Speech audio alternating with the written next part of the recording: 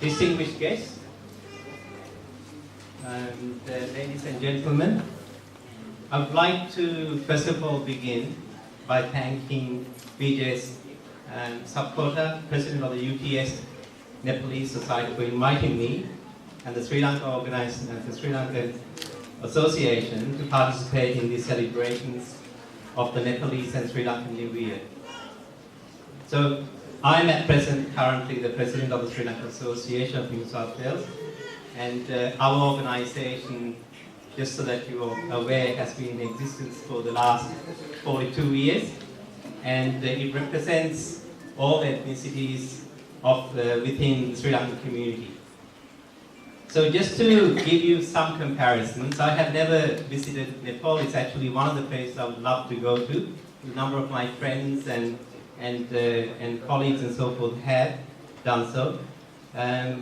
There are some, as I think a number of people have said before me, there actually are some very common things we share between the countries, such as this occasion with the celebration of the New Year.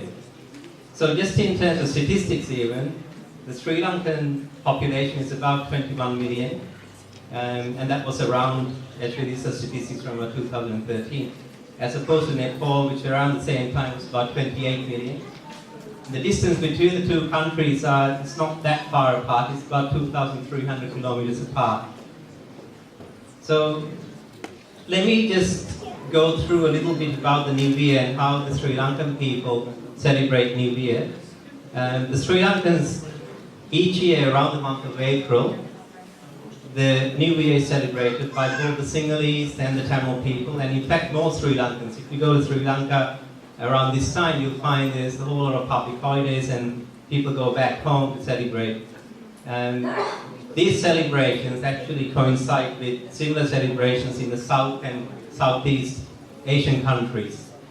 So the Sri Lankans this year celebrate the celebrations for the Tamil and Sinhalese New Year on the 13th of April.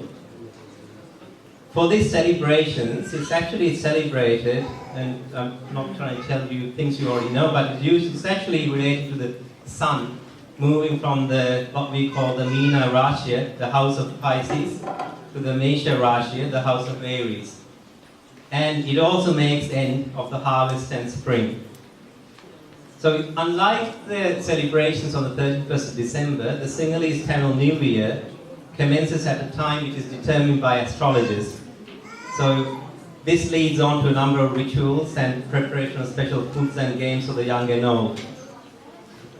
So working together as communities is certainly something the Sri Lanka Association, and I am extremely happy to be present today with the Nepalese community celebrating the New Year.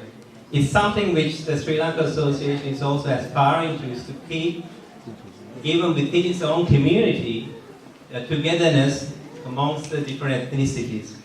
And living in Australia, being a multicultural type of country, and actually breathes and lives that, multiculturalism is something which we are aspiring to within Australia, to live and work amongst the various ethnic groups and different countries. And today, being invited to this function, I think it's a fantastic opportunity, and I hope that we can work together more so moving forward with the Sri Lanka and Nepalese community.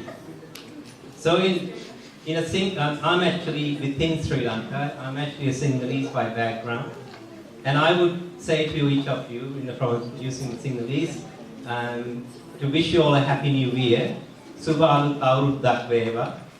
And thank you, and I hope each and every one of you have a memorable and an enjoyable day today. Thank you.